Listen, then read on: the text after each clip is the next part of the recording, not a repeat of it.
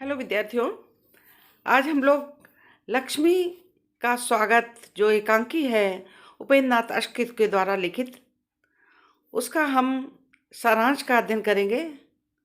मैं केवल आज आपको सारांश सुनाऊंगी और आप सुनेंगे।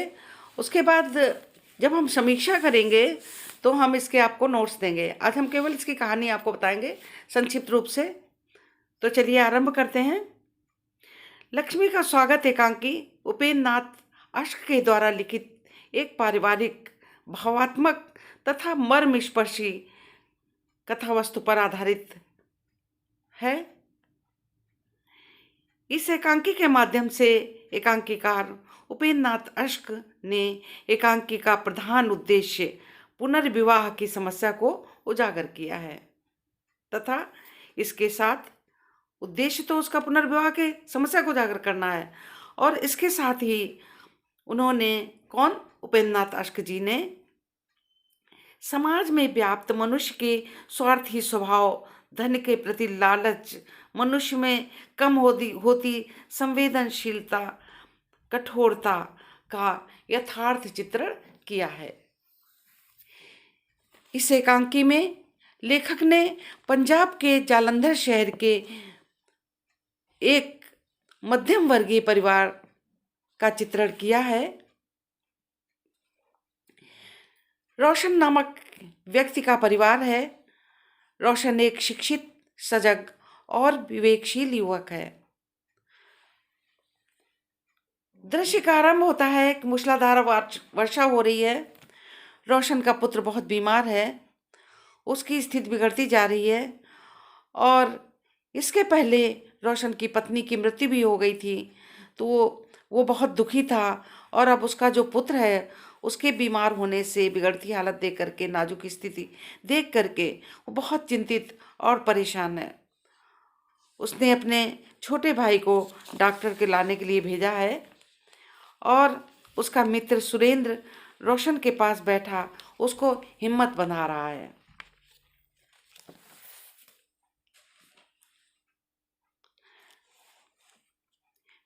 रोशन का मित्र जो सुरेंद्र है और सुरेंद्र दोनों बैठे डॉक्टर की प्रतीक्षा कर रहे हैं। हमने पहले बताया आपको, मूसलाधार वर्षा हो रही है आरंभ से। आंधी और ओले रोशन के मन को भयभीत कर रहे हैं, बहुत परेशान हो रहा है।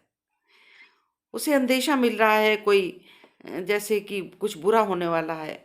वह अपने मित्र सुरेंद्र से कहता है, मेरा दिल डर रहा है सुरेंद्र, कहीं अपनी माँ की तरह अरुण भी मुझे धोखा ना दे जाए। इतने में डॉक्टर ने आकर अरुण की जांच की और कहा, बच्चे की हालत बहुत नाजुक है। एक इंजेक्शन लगाते हैं और कहते हैं कि हर 15 मिनट पर आप इसको 2-4 बूंदे दवाई डालते रहें। इसका बस यही इलाज है और भगवान से प्रार्थना करिए और भरोसा रखिए। ऐसे ही दृश्य जब चल रहा था उसी समय रोशन की माँ प्रवेश करती हैं और रोशन से कहती हैं कि सियालकोट से एक व्यापारी की लड़की का रिश्ता आया है, वे तुम्हें देखना चाहते हैं, तुमसे मिलना चाहते हैं। वह सुरेंद्र से भी कहती हैं कि वो समझाकर ले आए। रोशन अपने पुत्र की गंभीर स्थिति देखकर बहुत व्याकुल था। उसे कुछ अच्छा नहीं लग रहा था और स्वाभाविक है कि पुत्र उसका इतना बीमार है, मृत्यु की ओर जा रहा है और वो अपनी विवाह की बात चलाए। तो वो अपनी माँ पे क्रोधित होता है और कहता है कि उनसे कहो चले जाएं, मैं नहीं जानता क्या शादी ही दुनिया में सब कुछ है। घर में बच्चा मर रहा है और तुम्हें शादी की सोच रही है। रोशन के माता पिता काफ़ी लोभी प्रवृत्ति के हैं। उसके पिता कहते हैं इस वर्षा, आंधी और तूफान में उन्हें निराश कैसे लौटा दें। घर आई लक्ष्मी का निरादर नहीं कर सकता क्योंकि वो लोग बहुत अमीर होते हैं। उसके पिता अपने बेटे की शादी शीघ्र इसलिए करना चाहते हैं क्योंकि यहाँ एक धनवान घर का रिश्ता आया है। वह कहते हैं इनको कैसे मना कर दें। सियालकोट में इनकी भारी फर्म है, हजारों का तो इनका लेन देन है। वे लोभ में इतने अंधे हो चुके थे माता पिता रोशन के कि उनका पुत्र रोशन, जो पत्नी के वियोग से दुखी है और अपने पुत्र की बीमारी से इतना परेशान है, उन्हें उसकी कोई चिंता नहीं दिख रही थी पैसे के आगे। रोशन मन ही मन घबरा रहा है, सोचता है यहाँ वर्षा आंधी मेरे मन की हाल पैदा कर रहे हैं, पता नहीं क्या अनिष्ट होने वाला है। प्रकृति का यह भयानक खेल, मौत की आवाज़ें। इस स्थिति में मेरे माता पिता शगुन, विवाह और शनाइयाँ का सूझ रहा है। उसे बहुत दुख होता है। एकांकी का अंतिम क्षण बहुत ही मार्मिक है। रोशन के पिता शगुन ले रहे हैं, बधाई दे रहे हैं एक दूसरे को और प्रसन्न हैं। उसी समय अरुण अपने असहाय पिता और सभी को छोड़कर दुनिया से विदा हो रहा है। रोशन आक्रोश भरे स्वर में माँ से कहता है, हाँ नाचो गाओ, खुशियां मनाओ। इस प्रकार से एक तरफ बेटे का जाने का गम से रोशन दुखी है और दूसरी तरफ उनके माँ बाप शगुन ले रहे हैं। यही एकांकिका समाप्त हो जाता है। इस प्रकार हम क्या देखते हैं कि मनुष्य के हृदय में लालच, धन का लालच इतना ज़्यादा हो गया है कि वो उन्हें अपने पुत्र का दुख भी नहीं दिखाई दे रहा है। इस प्रकार से पूरी एकांकी की कथा कारुणिक, व्यथित और विचलित करने वाली, हृदय को स्पर्श करने वाली है। तो विद्यार्थियों, एकांकी का कथा ये संक्षिप्त रूप था और बहुत ही अच्छी एकांकी है।